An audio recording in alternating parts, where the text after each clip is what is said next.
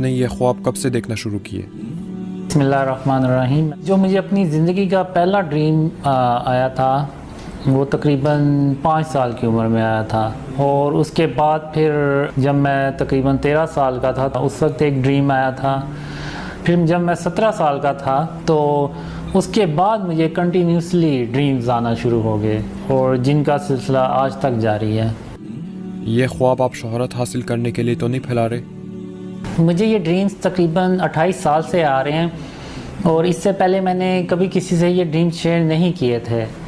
اور اگر اس میں میرا کوئی پرسنل گین ہو یا میرا کوئی پرسنل انٹرسٹ ہو کہ میں شہرت حاصل کرنا چاہتا ہوں یا کچھ اور میرا کوئی انٹرسٹ ہو، تو انسان جو ہوتا ہے وہ پھر ایسے کام جوانی میں کرتا ہے، ینگ ایج میں، جب اس کو ہوتا ہے کہ میں مشہور ہوں، لوگ مجھے دیکھیں، لوگ میری باتیں سنیں. تو اگر میں نے اپنی طرف سے یہ ڈریمز شیئر کرنے ہوتے تو میں یہ کام جوانی میں کرتا جب میں ینگ ایج میں تھا. تو اب تو میری عمر بھی ڈھلتی جا رہی ہے، تو اب تو یہ ان ڈریمز کا شیئر کرنا میرے لیے کوئی اتنا معنی حیز نہیں ہے، نہ مجھے کوئی اتنا اس سے مفاد حاصل ہو سکتا ہے. ان خوابوں کو شیئر کرنے کی وجہ کیا ہے؟ 20 یا 22 اپریل 2014 میں مجھے پہلی بار یہ ڈریم میں آیا کہ میں جو خواب مجھے دکھائے گئے ہیں وہ میں لوگوں سے شیئر کروں. تو اس پہ بھی میں تھوڑا سا حیران ہوا کہ یہ اچانک کتنے سالوں کے بعد یہ حکم آنا خواب میں، یہ تو بڑی عجیب بات ہے. تو میں نے پھر تھوڑا سا انتظار ہی کرنا بہتر سمجھا. تو اس کے بعد پھر محمد صلی اللہ علیہ وسلم ڈریمز میں آئے، تو انہوں نے بھی یہی کہا کہ قاسم جو خواب تمہیں دکھائے گئے ہیں وہ لوگوں سے بیان کرو. دسمبر 2014 میں مجھے ایک ہی خواب میں 2 بار محمد صلی اللہ علیہ وسلم نے فرمایا کہ جو خواب مجھے دکھائے گئے ہیں میں ان کو لوگوں سے بیان کروں، اسلام کو اور پاکستان کو بچانے کے لیے. جب مجھے یہ ڈریمز آ رہے تھے تو مجھے نہیں تھا پتہ یہ مجھے ڈریمز کیوں آ رہے ہیں، اس کا کیا مقصد ہے یا کیا نہیں ہے. تو یہ پھر کئی سالوں کے بعد مجھے ڈریم میں آیا، حکم ہوا کہ میں یہ خواب لوگوں سے شیئر کروں. تو مجھے نہیں تھا پتہ اس وقت، یہ میرے لیے بھی ایک شوکنگ چیز تھی کہ یہ کیسے ہو سکتا ہے کہ ان ڈریم سے تو شاید میرے اپنے گھر والے یقین نہ کریں، تو یہ لوگ کیسے یقین کریں گے. اور مجھے محمد صلی اللہ علیہ وسلم نے خواب میں کہا کہ میں اپنے خواب دوسروں سے شیئر کروں.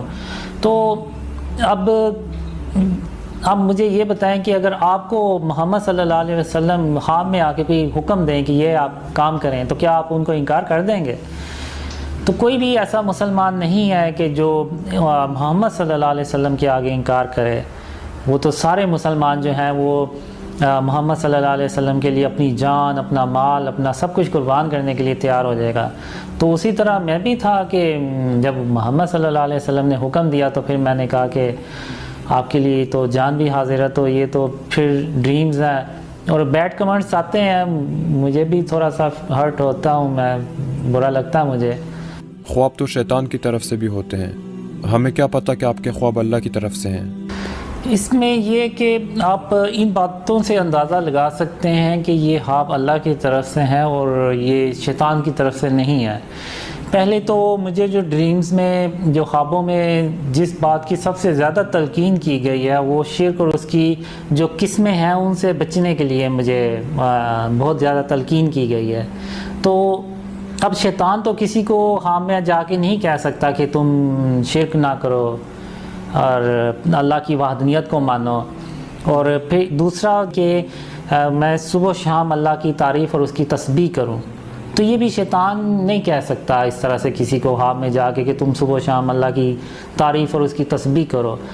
اور پھر تیسری جو مجھے کہا گیا وہ حضرت محمد صلی اللہ علیہ وسلم پہ درود اور سلام بھیجنے کا. جو شیطان ہے وہ ان 3 کاموں میں سے کوئی بھی کام کسی کو خواب میں آ کے نہیں کہہ سکتا. پھر مجھے 2008 میں ایک ڈریم میں یہ بھی بتایا گیا کہ میں سونے سے پہلے جو سورہ اخلاص ہے، سورہ فلق اور سورہ ناس یہ پڑھ کے سویا کروں تاکہ شیطان جو ہے وہ مجھ سے دور رہے. دوسرا یہ کہ کوئی اللہ اور اس کے رسول کے نام پہ اس طرح کا جھوٹ بول نہیں سکتا، اور اگر ایسے بھی نہیں ہو سکتا کہ کوئی اللہ اور اس کے رسول کے نام پہ جھوٹ بولتا چلا جائے اور اللہ اس کی مدد کرتا چلا جائے. सियासतदानों के बारे में आपका क्या कहना है और खान साहब का क्या बनेगा? इमरान खान साहब जो हैं वो जब नाकाम हो जाते हैं तो फिर वो सोचते हैं कि मैं नाकाम क्यों हुआ, मेरी इस नाकामी के पीछे क्या रीज़न थी।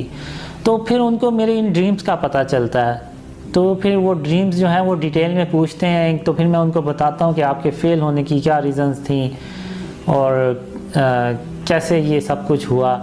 तो फिर उसके बाद आर्मी चीफ़ को पता चलता है इन ड्रीम्स का, तो फिर वो डिटेल में पूछते हैं। फिर उसके बाद जो मुझे ड्रीम्स में आया कि जब आर्मी चीफ़ को पता चलता है तो फिर उसके बाद मोहम्मद सल्लल्लाहु अलैहि वसल्लम आर्मी चीफ़ के ड्रीम में जाते हैं, यानी आर्मी चीफ़ को एक ख्वाब के ज़रिए ये बताते हैं कि कासिम अपने ख्वाबों के बारे में किसी से झूठ नहीं बोल रहा, उसके ख्वाब सच्चे हैं और बिल्कुल वैसे ही कुछ होने जा रहा है जैसे कि उसको ख्वाबों में दिखाया गया। तो चूँकि वो फिर बिलीव करते हैं तो फिर उसके बाद वो एक यानी बोल्ड स्टेप उठाते हैं। पाकिस्तान के जो लोग होते हैं, इदारे होते हैं, वो फिर उन ड्रीम्स के मुताबिक वो फिर प्लानिंग करते हैं। आखिर ये ख्वाब सिर्फ आपको ही क्यों आते हैं? अल्लाह मर्ज़ी का मालिक है, वो चाहे सूरज को मशरक़ से निकाले या मगरब से निकाले, उसके आगे तो किसी की नहीं चलती, और वो ही चुनता है लोगों को किसी काम के लिए। अब ये अल्लाह ही बेहतर जानता है कि उसने मुझे क्यों इस काम के लिए चुना। आर्मी चीफ को खुद क्यों नहीं आए, वो क्यों नहीं आ जाते उनको ड्रीम्स, इसका ये तो सिर्फ अल्लाह की हिकमत है। इससे पहले अगर आप देखें तो जब पाकिस्तान बना तो उसमें फिर बाबा कौम रहमतुल्लाह को चुना गया, तो अल्लाह ने उनके थ्रू वो फिर मुल्क बनाया पाकिस्तान। आप खुद सोचें मैंने कितनी के कोई भरी नेकी कर ली होगी या कितना की कोई भरा नेक काम कर लिया होगा कि इसकी वजह से ड्रीम्स मुझे आते हैं। तो इसी तरह ये अब अल्लाह की मर्ज़ी, ये उसकी रहमत है कि ये हाँ मुझे